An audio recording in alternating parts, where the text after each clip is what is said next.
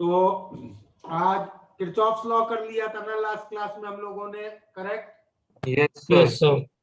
Okay. So today let's start with first of all heat of neutralization. ये नहीं किया था ना?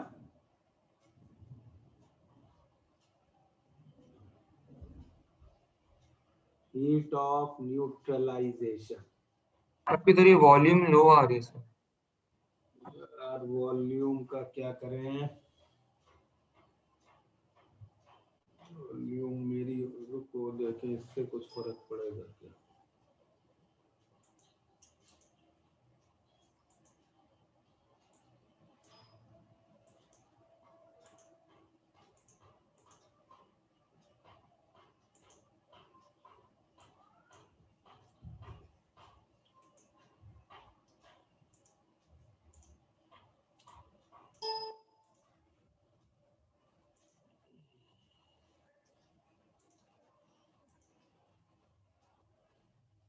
कुछ बेटर है अब? सर आपने वो लास्ट हाँ, क्लास yes में sir, बॉन्ड yes. एनर्जी वाला करवा रहे थे, वो कंप्लीट हो गया? बॉन्ड एनर्जी और रेजोनेंस एनर्जी करा दी थी ना? हाँ मतलब आपने रेजोनेंस एनर्जी, वो आपने उसका फॉर्मूला बता दिया था, बाद में रेजोनेंस एनर्जी वाला कोई एक मतलब आपने वो दिया नहीं था एग्जांपल। एग्जाम्पल्स करते हैं, ये भी कंप्लीट कर लें फिर एग्जाम्पल्स करते हैं। Okay, okay sir. हाँ सर। हीट ऑफ न्यूट्रलाइजेशन देख लो यार, वेटिंग रूम में बहुत लोग हैं, जरा एंट्री दे दो जो जो हैं जेन्युइन लोग।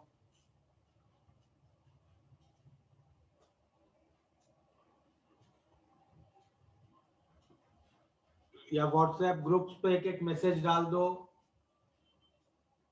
कि भाई वेटिंग रूम में जो लोग हो अपना नाम भेजो ग्रुप पे। सर वो डाल दिया मैसेज, किसी का मैसेज आया नहीं है इनमें।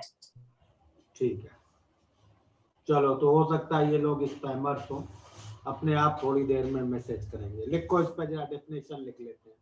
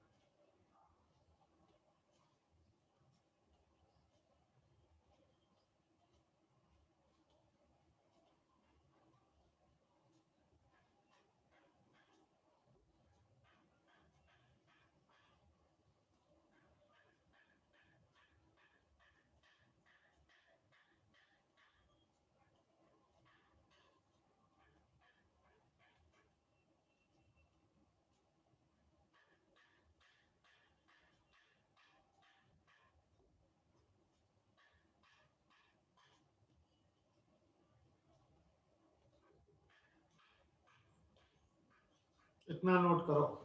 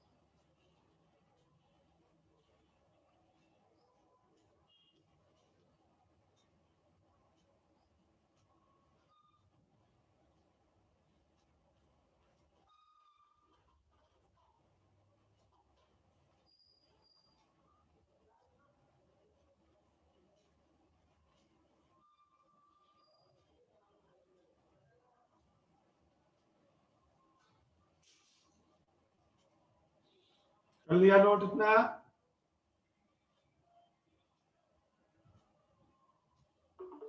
Yes sir.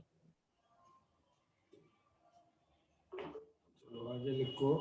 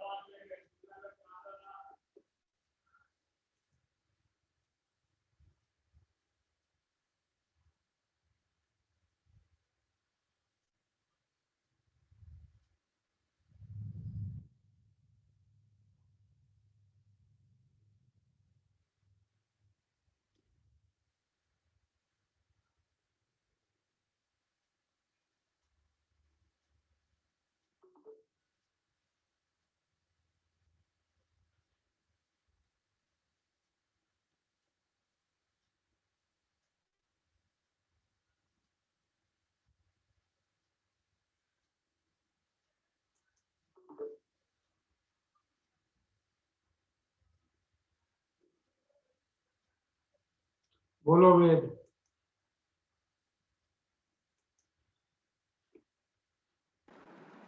सर हम ये केस में मैग्नीट्यूड क्यों लेते हैं? मतलब दोनों स्ट्रॉन्ग थे तो हम लोग ने एक्चुअल वैल्यू लिया था ना -13.68।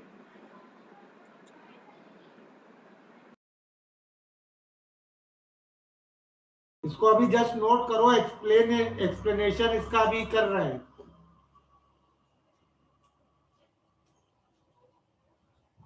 हाँ, तो अब ये समझते हैं क्या हो रहा है इसमें।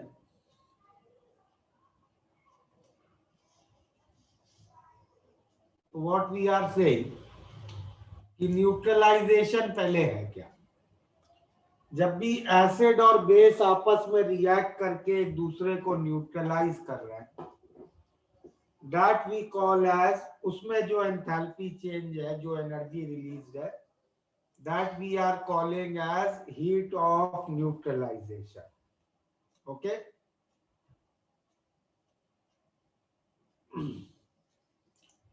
और क्या कैसे डिफाइन किया? when one equivalent of acid completely neutralizes with one equivalent of base. Okay. अब पहले तो यही मतलब समझ लो, what do you mean by one equivalent of acid? One equivalent of acid is that many moles of acid which contains 1 mole of H plus. जितने मोल acid में 1 मोल H plus है, that is much acid is called as one equivalent acid. Okay? जैसे अगर HCl का example लो, तो HCl में एक मोल HCl में एक मोल H प्लस होगा, करेक्ट। एक मोल HCl में एक मोल H प्लस होगा, तो HCl का एक equivalent means 1 mole of HCl. So 1 equivalent of HCl is 1 mole HCl. लेकिन अगर H2SO4 का सपोज एग्जांपल लो, तो H2SO4 के हाफ मोल में ही 1 मोल H प्लस होगा. So 1 equivalent of H2SO4 is half mole H2SO4. Correct? So I will again repeat. What do we mean by 1 mole? 1 equivalent of any acid. 1 equivalent of any acid means that many moles of that acid which contain 1 mole of H plus.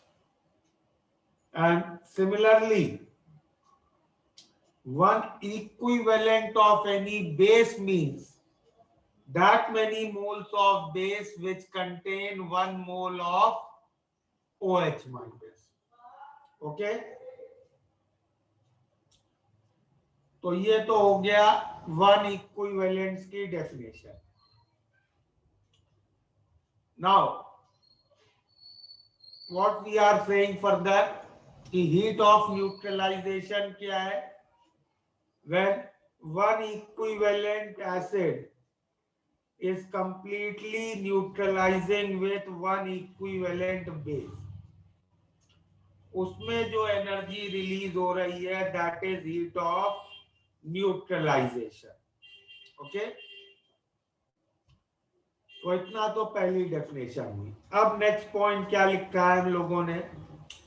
If both acid and base are strong, अगर acid और base दोनों strong है. Strong का मतलब, strong acid वो होता है जो अपने आप से कंप्लीटली डिसोसिएट हो जाए in H plus and another anion, और सिमिलरली स्ट्रॉन्ग बेस वो होता है जो अपने आप से कंप्लीटली डिसोसिएट हो जाए as OH minus and the cation. Correct. तो हम लोगों ने क्या लिखा है? Both acid and base are strong, तो इस हीट ऑफ न्यूट्रलाइजेशन की वैल्यू फिक्स होती है.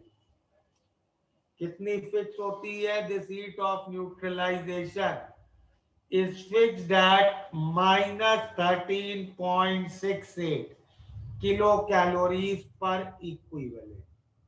ओके,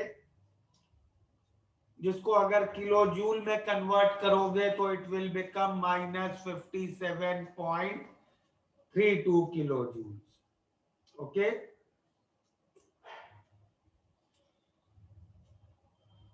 तो इसको जरा समझते हैं थोड़ा.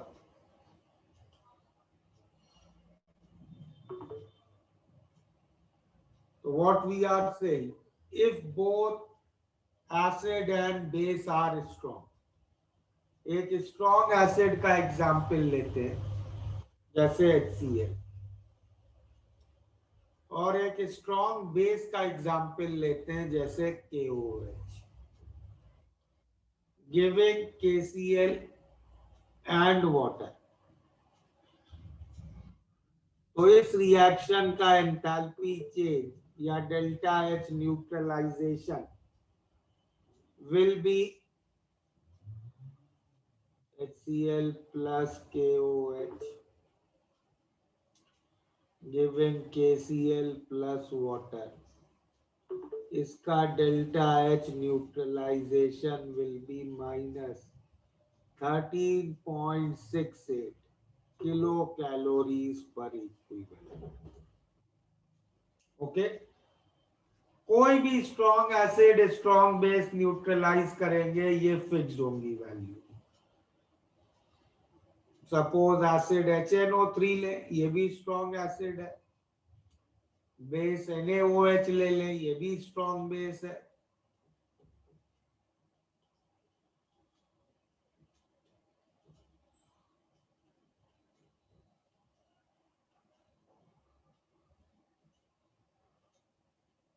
ओके, तो कोई भी स्ट्रॉन्ग एसिड हो, कोई भी स्ट्रॉन्ग बेस हो, डेल्टा एच न्यूट्रलाइजेशन फिक्स रहेगा। ठीक है, इतना क्लियर है। अब सोचने वाली बात यह है कि अलग अलग रिएक्शन है, अलग अलग रिएक्शन का डेल्टा एच कैसे सेम हो सकता है।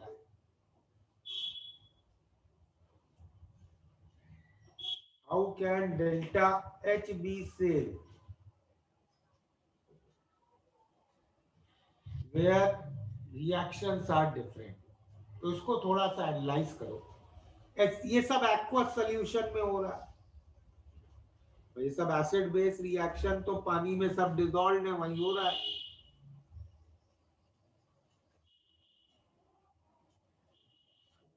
अब एक्वस सॉल्यूशन में HCl किस तरीके से रहेगा?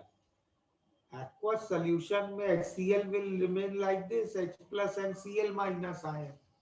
स्ट्रॉन्ग एसिड है, पूरा डिसोसिएटेड रहेगा। क्लियर? सिमिलरली KOH भी स्ट्रॉन्ग बेस है, पूरा डिसोसिएटेड रहेगा।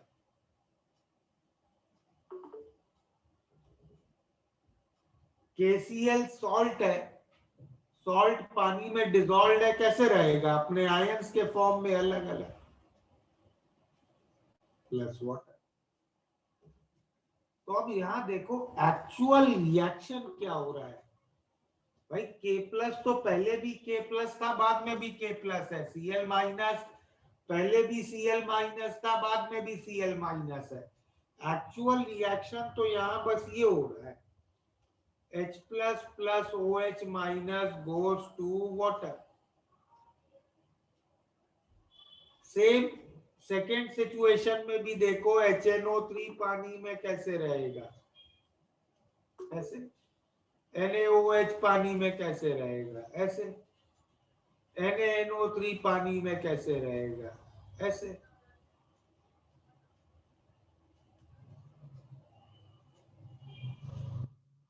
तो यहां भी देखो एक्चुअल रिएक्शन क्या हो रहा है, H plus plus OH minus goes to water. भाई ये दोनों रिएक्शंस एग्जैक्टली सेम थे, और ये जो रिएक्शन लिखा है, इस रिएक्शन का डेल्टा एच रिएक्शन होता है -13.68 किलो कैलोरीज पर मोल। इसीलिए किसी भी, जस्ट 1 मिनट,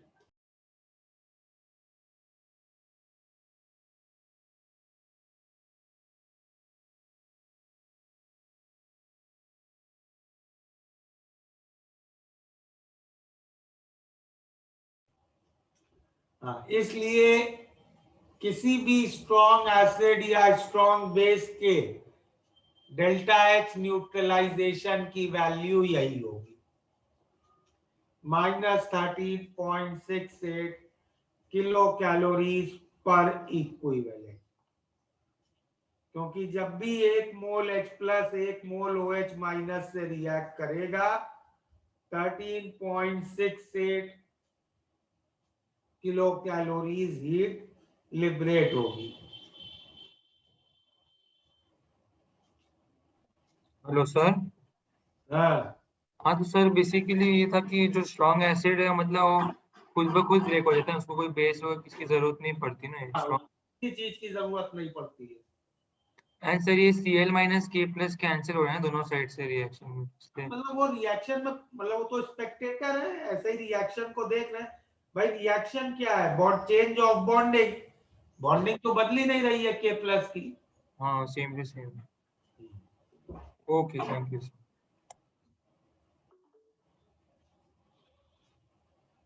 ओके, अब अगर सपोज इनमें से को एसिड या बेस में से कोई वीक होता, तब क्या होगा? सपोज एक वीक एसिड ले लेते हैं, एस्टिक एसिड CH3COOH, और इसको हम रिएक्ट कर रहे हैं लेट्स से एक स्ट्रॉन्ग बेस से NaOH, करेक्ट, हमें बनाना है CH3COONA और वाटर। अब देखो NaOH तो स्ट्रॉन्ग बेस है, वो तो खुद से ब्रेक हो जाएगा, लेकिन एसिटिक एसिड वीक एसिड है। एसिटिक एसिड खुद से पूरा अपने आयंस में ब्रेक नहीं होगा, करेक्ट। तो एसिटिक एसिड को उसके आयंस में ब्रेक करने के लिए हमें कुछ एनर्जी देनी पड़ेगी, and that energy is called as ionization energy. Okay, तो हमने ये एनर्जी दे दी इसको, करेक्ट, और एनर्जी देने के बाद ये न्यूट्रलाइजेशन हो गया।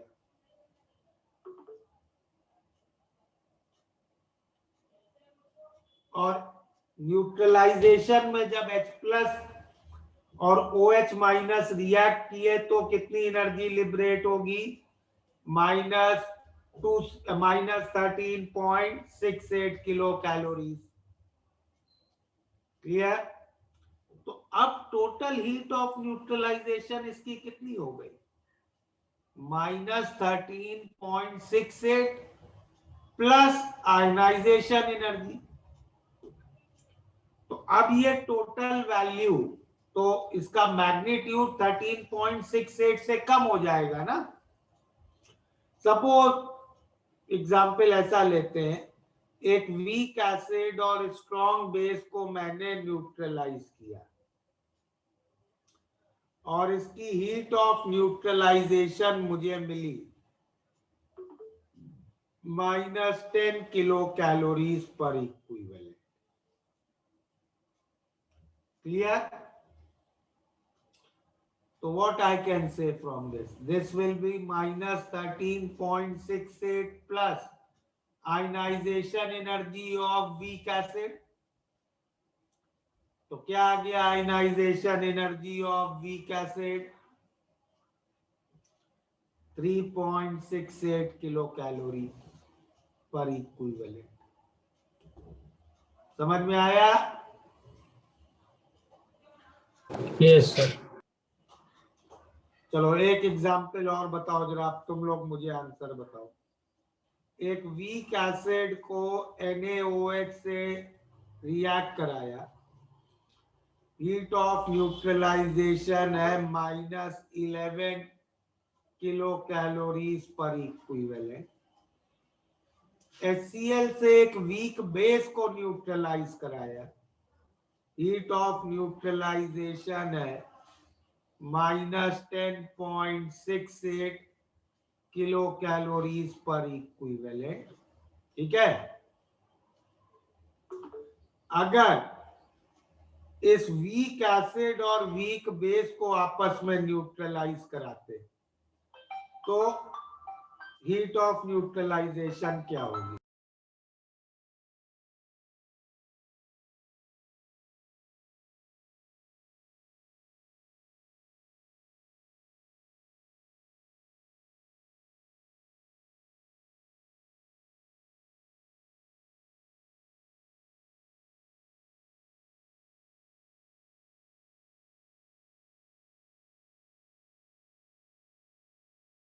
तो ये क्वेश्चन है, सपोज इसका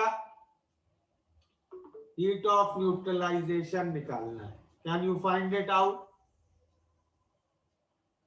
-8 सर। तो देखो अब यहां से तुम क्या कह सकते हो, आयनाइजेशन एनर्जी वीक एसिड की क्या होगी? 2.68 किलो कैलोरीज पर इक्विवेलेंट। यहां से आयनाइजेशन एनर्जी क्या होगी वीक बेस की? 3 किलो कैलोरीज पर इक्विवेलेंट। तो अब ये वैल्यू क्या हो जाएगी? -13.68 प्लस 2.68 प्लस 3, सही है? क्लियर है सबको? इतने सारे हैंड क्यों है? मैसेज किसी ने किया नहीं ग्रुप पे? बोलो देवेश। हाँ सर, मुझे ये पहले पेज पे डाउट था जब आपने वो सॉल्ट का बोला था ना कि एक्वा सॉल्यूशन में वो आयन फॉर्म में रहेगा। बोलो। हाँ, तो अगर वो इनसॉल्युबल सॉल्ट होगा तो फिर कैसे करेंगे? इनसॉल्युबल सॉल्ट थोड़े बनते हैं स्ट्रॉन्ग एसिड स्ट्रॉन्ग बेस से। अरे स्ट्रॉन्ग एसिड स्ट्रॉन्ग बेस से इनसॉल्युबल सॉल्ट्स नहीं बनते हैं। ओके, अच्छा ठीक है सर।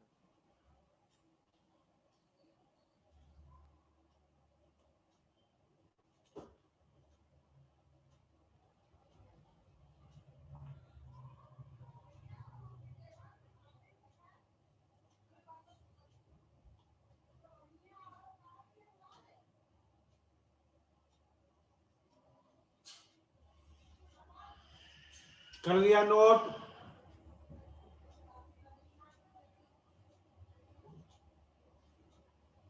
सर अगर हम लोग रिएक्शन को ऐड करके 13.68 ऐड करेंगे तो क्या वो इनकरेक्ट मेथड होगा?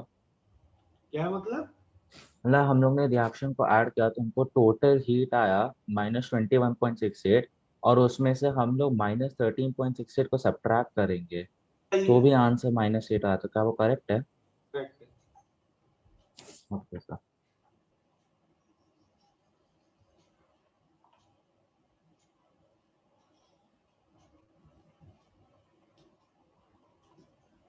हो गया? नोटेड?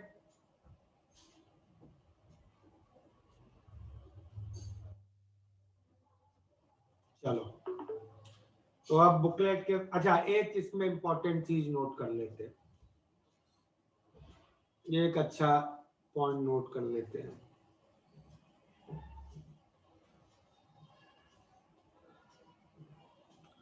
HF कैसा एसिड है? स्ट्रॉन्ग एसिड है, वीक एसिड है HF? Can you tell me? Weak acid sir. Weak acid है। So heat of neutralization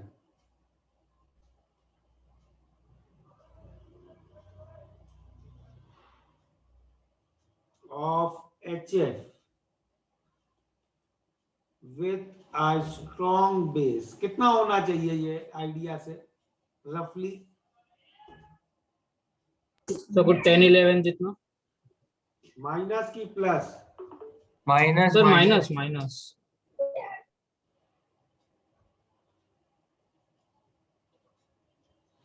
is minus 16.9 kilocalories per equivalent, although HF is a weak acid. Reason, anybody?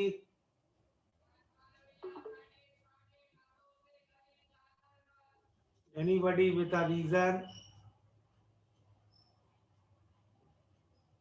Sir HF का bond length ज्यादा है इसलिए। Fluorine काफी छोटा ion होता है तो इसलिए वो अनस्टेबल रहता है नेगेटिव चार्ज के साथ, तो जब वो H+ और F- में जाएगा तो अरे Manvi, Hydrogen bonding to very good. Because of extremely strong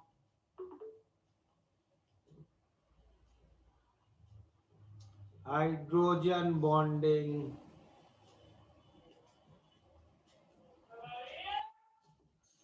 between F- and water. ठीक है?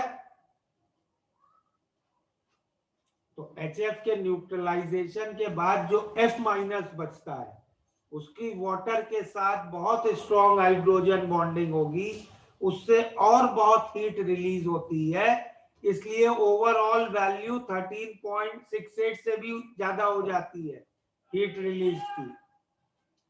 क्लियर? Yes sir.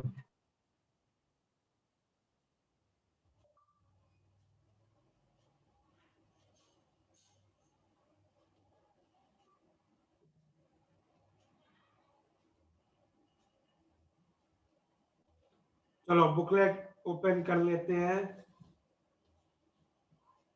FBS और FBO के थोड़े प्रॉब्लम्स करने हैं। अच्छा, हीट ऑफ एटोमाइजेशन भी लिख लेते हैं, फिर ही स्टार्ट करते हैं। एक और चीज लिख लेते हैं।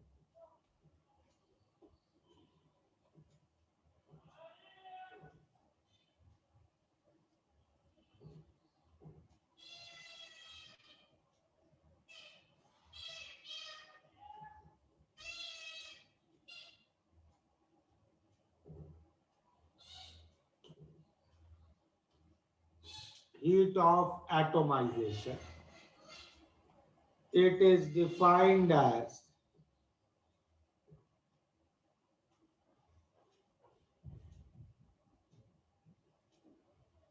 the enthalpy change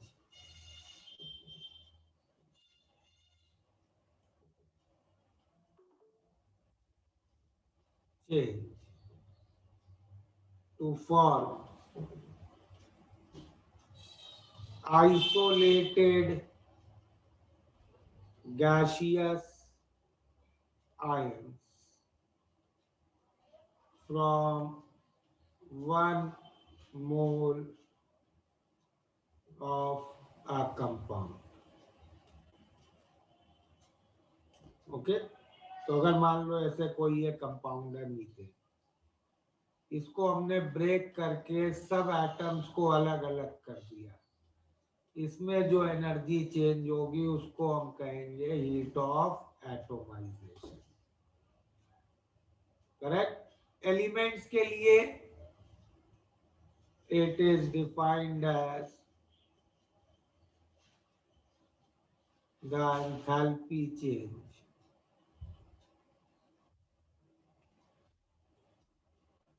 to form 1 mole isolated gaseous, sorry ions लिख दिया, my mistake, gaseous atoms, isolated gaseous atoms from elemental state। तो जैसे कार्बन की एटोमाइजेशन बोली तो मतलब सी ग्रेफाइट से सी गैस। हाइड्रोजन की एटोमाइजेशन बोली मतलब these are delta H atomization in reactions के जो एंथैल्पी चेंज है। क्लियर है?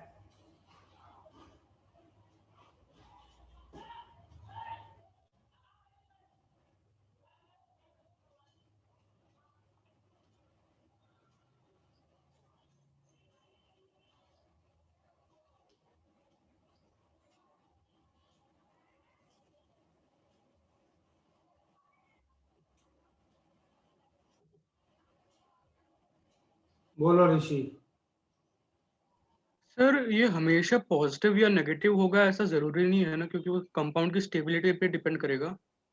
यार लेकिन बॉन्ड ब्रेक करने ही पड़ेंगे ना कुछ इसमें।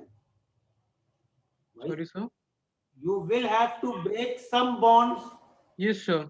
और बॉन्ड ब्रेक जब भी करोगे तो हमें एनर्जी देनी ही पड़ेगी। Yes sir. So it means heat of atomization will always be positive. Okay sir. Okay sir.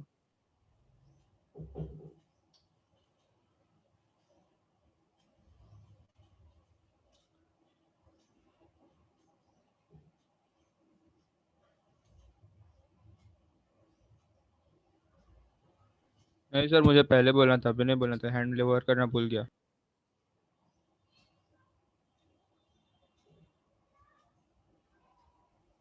Hello sir, इसका मैग्नीट्यूड हीट ऑफ फॉर्मेशन के इक्वल होगा क्या? नहीं बेटा, हीट ऑफ फॉर्मेशन में एलिमेंटल स्टेट से कंपाउंड बनाते थे, यहाँ कंपाउंड से आइसोलेटेड गैसियस एटम बना रहे हो। हाँ सर, तो मैग्नीट्यूड इक्वल होना चाहिए ना रिएक्शन का। इक्वल होना चाहिए। मीथेन का फॉर्मेशन कैसे लिखते हैं? सी ग्रेफाइट प्लस हाँ सर 2 हाँ सर समझे।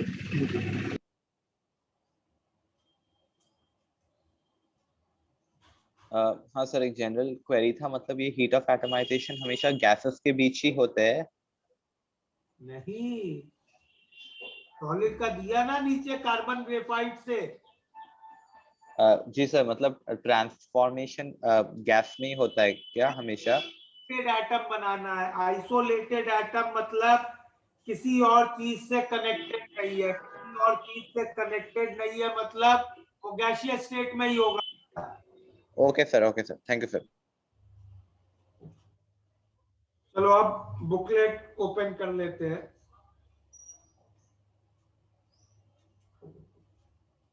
एफबीएस में पहले जो जो बचा है 36 से 40 तक तो आई थिंक सब हो गए, ये सब हो गया है।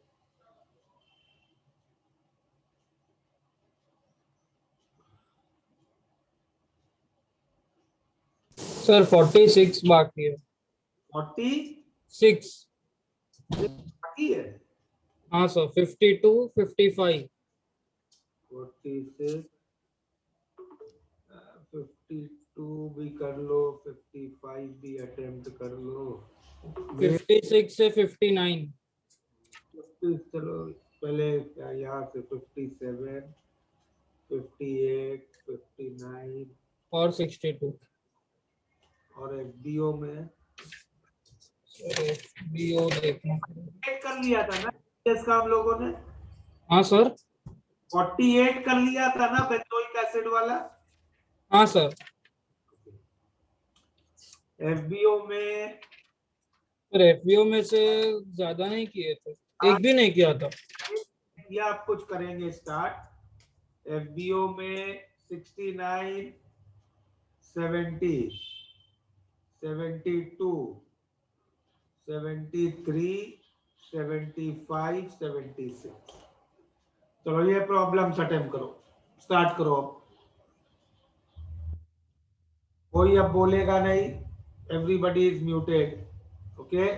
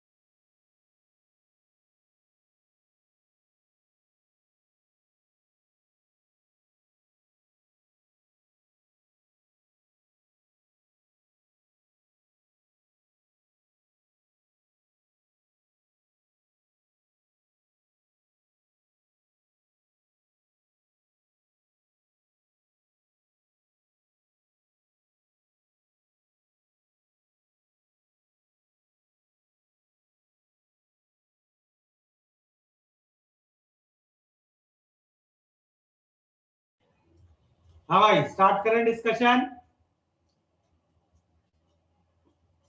Sir, 2 minutes, please. Okay.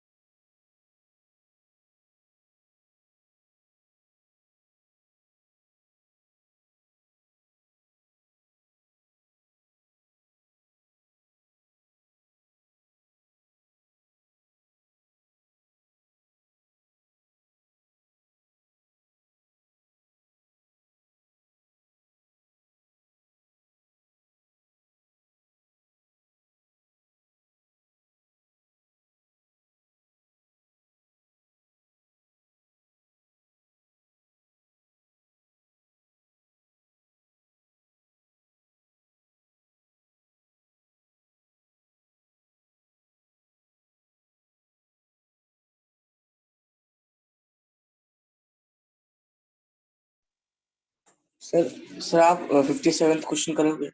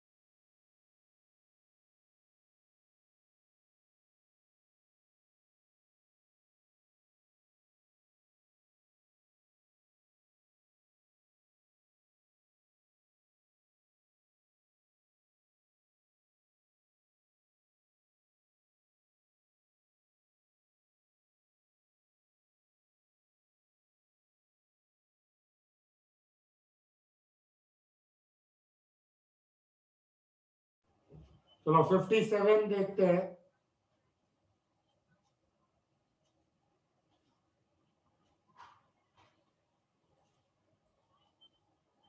Booklet करेंगे।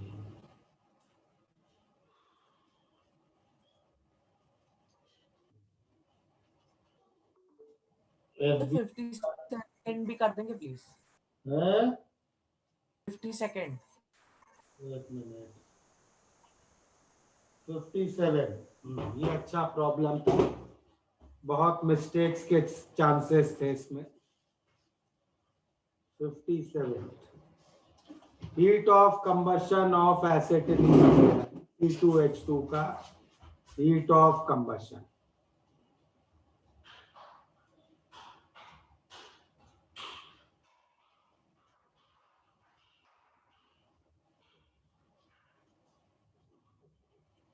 इसका हीट ऑफ कंबशन मतलब डेल्टा एच इस रिएक्शन का दिया है -312, which I can write as heat of formation of products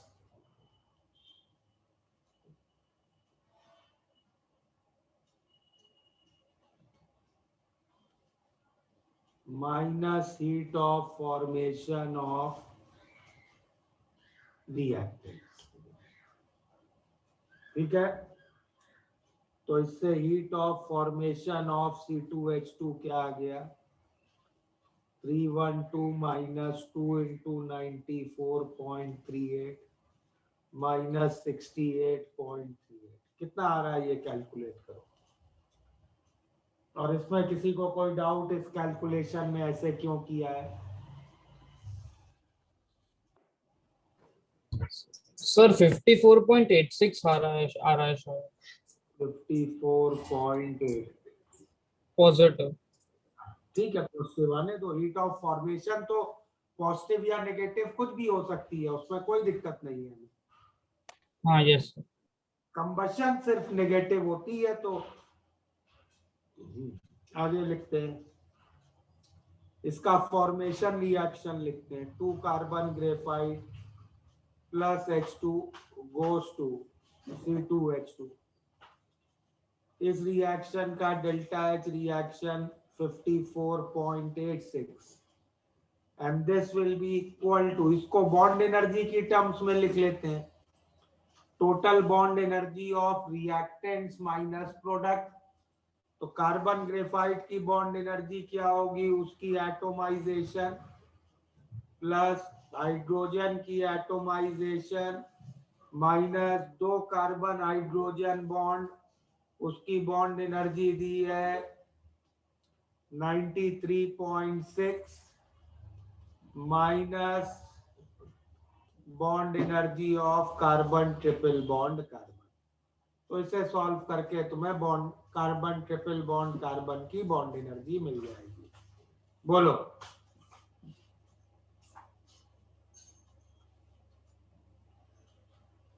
sir अभी लास्ट स्टेप वापस समझा सकते हो, वो डेल्टा एच वाला भाई, फॉर्मेशन निकाला ना हमने C2H2 का। Yes sir. फिर हमने फॉर्मेशन लिया का। हाँ यस यस। हेलो सर, मालूम है? हाँ बोलो।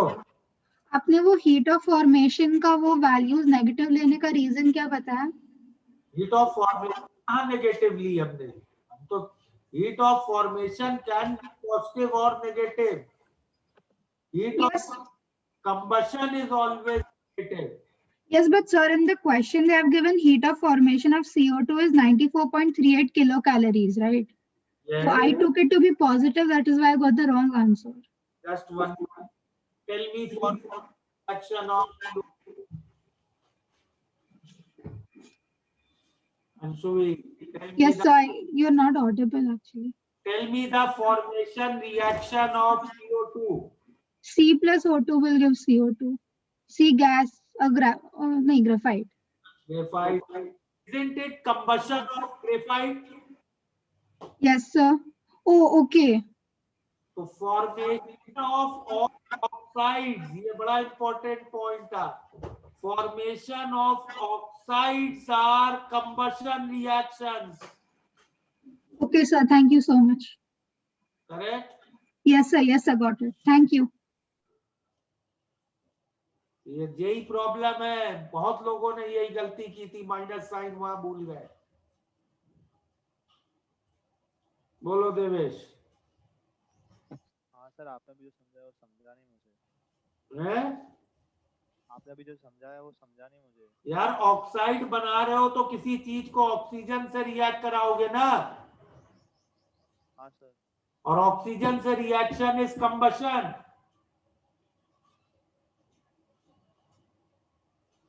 And heat of combustion is always negative. अच्छा अच्छा, ठीक है। मतलब लिख के कैसे होता है सर? मतलब क्लिक तो करना ही पड़ेगा, आईटी में जाना तो इतना प्रेजेंस ऑफ माइंड तो रखना पड़ेगा कि ट्रैप किया जा रहा है हमें।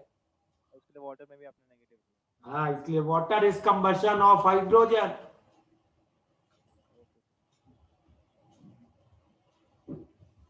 बोलो सर। जैसे इस क्वेश्चन में सर इतना सारा डेटा दिया था ना सर, सर मेरे को सर डेटा को एस्टिमेट करने में और समझने में सर 2-3 मिनट निकल जाता है सर, बहुत टाइम लगता है सर। सर फिर परेशानी होती है, फिर पैनिक होता है सर एग्जाम के टाइम। तो प्रैक्टिस करो और काफी प्रॉब्लम्स कर लोगे तो फिर क्लियर हो जाएगा डेटा देखते ही कि ये इसलिए ये डाटा ऐसे यूज होना है। चलो 52 देखते हैं। कंबशन ऑफ साइक्लोप्रोपेन दिया है, नहीं निकालना है। फॉर्मेशन दिया है CO2 का, H2O का और प्रोपीन का, और isomerization of cyclopropane to propene. इस रिएक्शन का डेल्टा H दिया है हमें -33। किसी भी रिएक्शन के डेल्टा H को आई can right combustion of reactants minus combustion of products. हमें ये निकालना है कंबशन ऑफ आइसोप्रोपेन।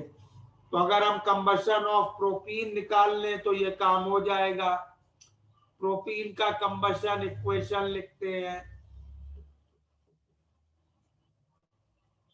तो इसका डेल्टा H निकालने की कोशिश करते हैं।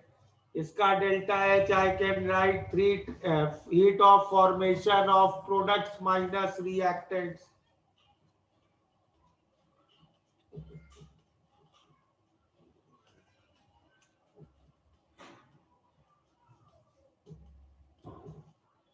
प्रोपीन का कितना दिया है ये निकाल लो। इससे heat of combustion of propene आ जाएगी, वो यहां रख देना। Okay sir. Heat of combustion of cyclopropane आ जाएगी।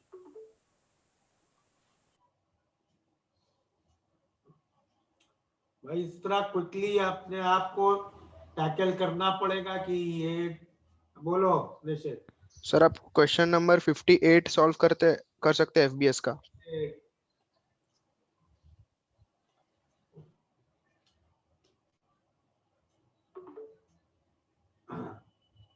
Heat of solution of an solution का मतलब क्या? हीट ऑफ सोल्यूशन भाई किसी सॉलिड को पानी में डिसॉल्व करके उसका सोल्यूशन बना ले, this is heat of solution.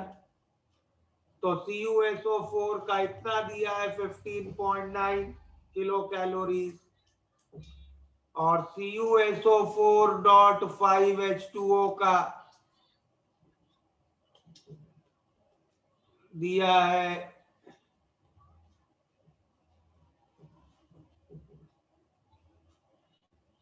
2.8 kilo calories. सही है। और तुमसे पूछा क्या है? हाइड्रेशन ऑफ CuSO4, मतलब CuSO4 solid plus 5 water giving CuSO4.5H2O solid.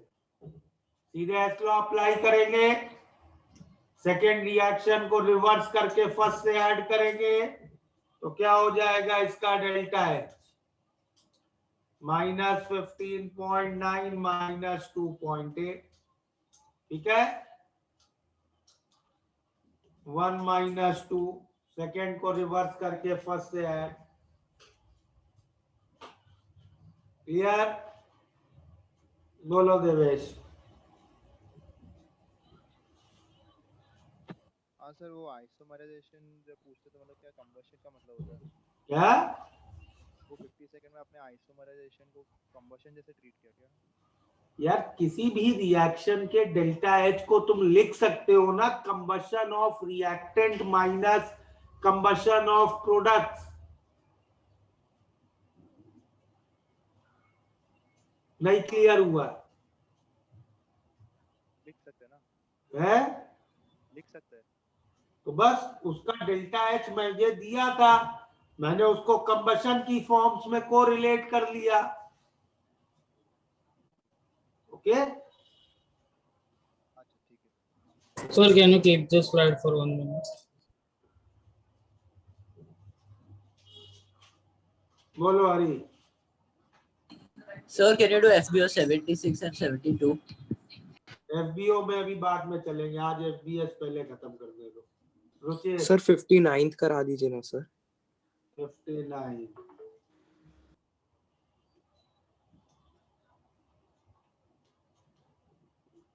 Heat of neutralisation NH4 की OH की दी है। NH4OH वीक बेस है, इसकी स्ट्रॉन्ग एसिड के साथ तुम्हें हीट ऑफ न्यूट्रलाइजेशन दी है -51.5। This will be equal to -57.32 plus ionization energy of NH4OH। सही है, तो NH4OH की आयनाइजेशन एनर्जी क्या आ गई? 57.32 माइनस 51.5। ठीक है, ऐसा ही HF के लिए भी कर लोगे। क्लियर है? सर आप पीछे आंसर कुछ अलग दिया हुआ है शायद। इसका सर इसका 59 का क्या दिया है? 59 का सो 5.3 है प्लस 5.3 और ये सॉल्व करने में 5.82 आ रहा है। हाँ ठीक है, यही ले लो, ओके कोई फर्क नहीं।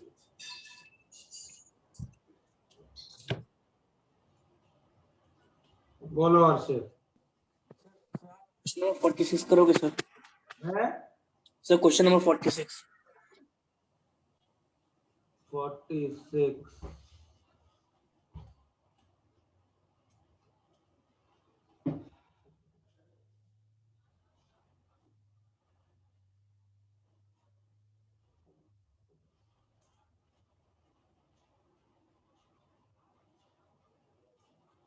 Combustion of glucose. ग्लूकोज का कंबशन रिएक्शन क्या है?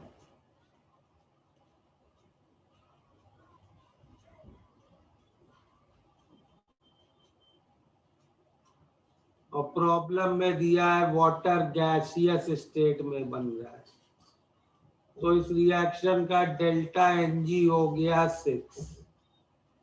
तो heat of reaction constant volume पे निकालनी है, मतलब डेल्टा U निकालना है। और डेल्टा U क्या होता है? Delta H minus delta NgRT। Delta H दिया है -651,000। डेल्टा Ng6, R की वैल्यू कैलोरी में 2 और टेम्परेचर दिया है 290 केल्विन। कैलकुलेट कर लो इसको। ओके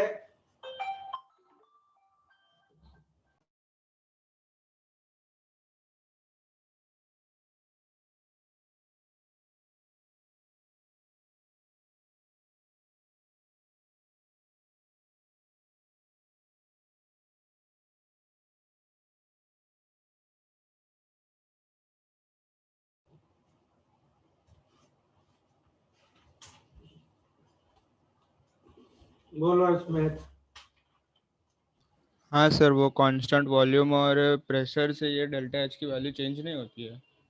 अरे यार, डेल्टा H स्टेट फंक्शन है, it does not depend on how you do the reaction. हाँ सर, ठीक है सर, थैंक यू सर। बोलो। Sir, in the 59th one, why won't we use the value of HF that you gave? अगर problem कुछ अलग से अपनी information दे रहा है तो then you don't use any factual knowledge. Yes, sir. Okay.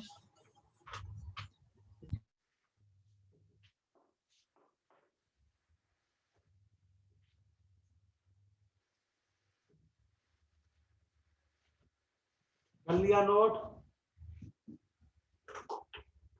Sir वो 50 सेकंड वाला दिखा सकते हो एक टाइम स्क्रीनशॉट लेके?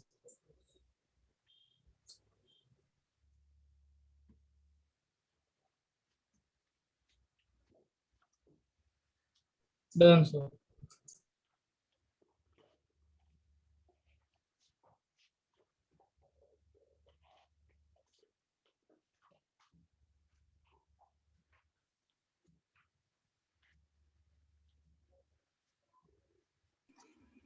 हेलो सर, हाँ आपने 46 क्वेश्चन में आर का वो वैल्यू 2 वो कन्वर्जन से, पर वो कैसे लिया? आर जूल में कितना होता है? 8.314 होता है ना जूल में। हाँ, तो डिवाइड बाय 4.18। हाँ। अच्छा ओके ओके, तो आपने अप्रोक्सीमेट वैल्यू 2 ले लिया। 1.98 आता है ये, तो 2 लेते हैं इसको कैलोरी में। Okay okay, thank you sir.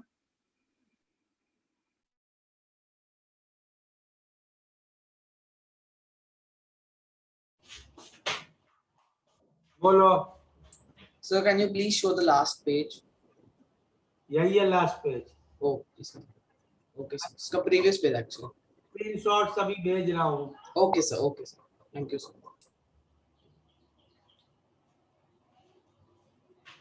चलो एफबीओ नेक्स्ट क्लास में डिस्कस करेंगे। Bye everybody.